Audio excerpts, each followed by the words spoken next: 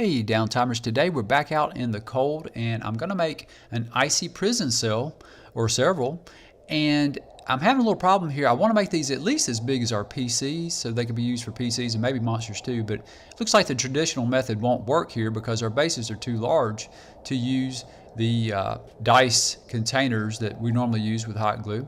And so I'm going to use a piece of clear plastic that's about 6 inches tall or 6 inches long by 6 inches wide, and I should be able to utilize that to make an ice cube that's about 2 inches wide by 2 inches tall by 2 inches deep.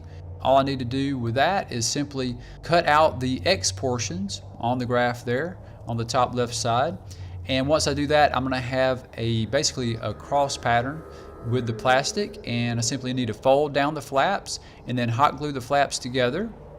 And then once I do that, I could just need to use my hot glue gun to put the icy texture on the plastic like we've done before.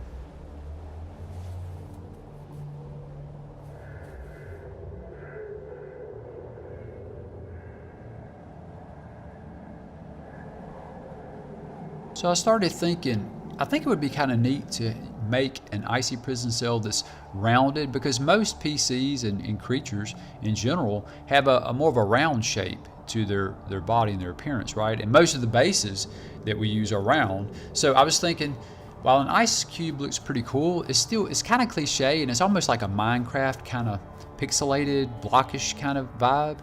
I was also thinking this might also show a blast effect. So like if the heroes are fighting a white dragon and it uses its breath attack, I think it'd be kind of neat to show that blast effect from the cold breath attack that freezes or could possibly freeze one or more of the PCs. So I thought it would be neat to make a cylinder, which was a little bit closer to the round body shape, I think, of most PCs. And I decided to use a flat piece of plastic for the top because I think it's a lot easier to see through a flat piece, right? So typically we're looking down at the table at our PCs and the creatures and so forth. So I thought it would be kind of a good idea to have a flat piece for the top. And also I think it makes for kind of like a whale tail kind of effect, kind of a fin effect, and on which I can apply more of a blast effect with the hot glue. And you see here I'm using a different technique with the hot glue. I'm making more of a blast effect. So instead of the hot glue going from top to bottom, it's going horizontal, right? So, and of course I'm going to use the same technique on top as well. So I'm just taking the hot glue and moving it from the front to the back in order to emphasize the blast effect.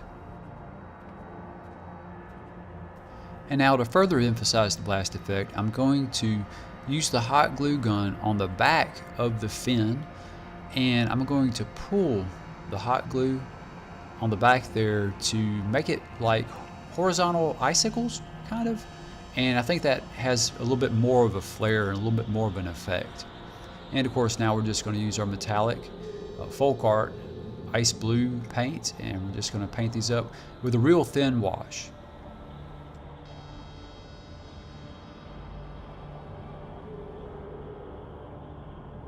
Every now and then I come up with a kind of a crazy idea, but I decided to get some heavy duty saran wrap, some plastic wrap, just to see if I could make an icy prison cell that's a little more form-fitting to whatever has been frozen. So I decided to do this, of course, with the low temperature setting on the hot glue gun, and very carefully. You really do better to barely have the hot glue gun warmed up to try to do this. And of course you trim excess as needed, and of course you can make these any size you like, right? So that's kind of the one cool thing about it. Make sure you have the heavy duty plastic wrap though. Anything that's not heavy duty will not be able to withstand the heat of the hot glue gun, and the hot glue gun will simply go right through it. But since I had the heavy duty plastic wrap and I had the hot glue gun barely warmed up on the coldest or lowest setting, I knew that this would probably work pretty well, and it did. As long as you go away and don't press too long on the plastic. You want to just kind of make quick movements with the hot glue gun. You don't want it to sit on the plastic very long. And as soon as you get all the way to the bottom, you want to go ahead and pull away from it and grab the wisp. You do not want any wisps on this, because you're not going to be able to correct it very easily. So you're better off just going all the way to the bottom. As soon as you get to the bottom, pull out very quickly with the hot glue gun, and then grab the wisp with your hand and make sure you pull it out and away from the plastic. And it actually works pretty well. I was pretty impressed with how this worked. It does have kind of a chaotic look to it, but you can kind of mold it to some degree with your hands.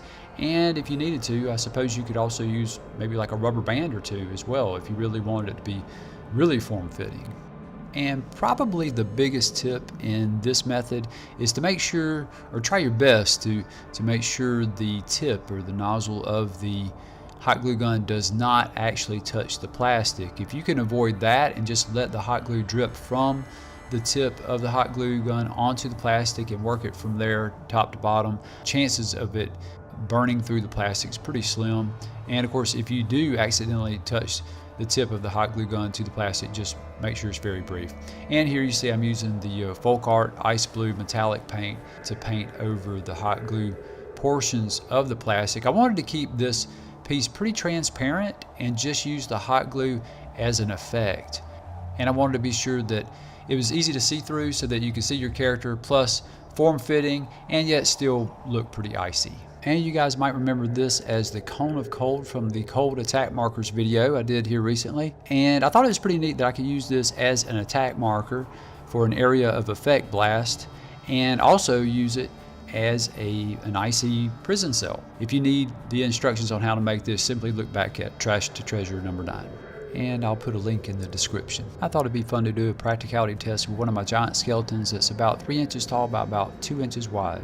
Ended up using 2 of the ice cylinders together to make a ice prison for him. And the ice cone seems to work fine for him as well. The ice wrap works fairly well, but the ice cube doesn't work quite so well. So I'd have to make a larger ice cube if I wanted to use larger creatures for that one. And here's a little video and still shots of all of the individual ice prison cells. I hope you guys enjoyed this. If you did, if you got anything out of it, if you could, please give us a like. Please subscribe if you haven't already, and please comment to let us know which one of these ice prison cells that you guys enjoy the most, or you guys think is the coolest, or most creative, or most practical, or whatever. Please put which one you like the most and why. The winning crafts in these icy competitions will be used in our game in the grand finale battle versus a mysterious ice creature, and so the winners will be announced after that's played in our campaign.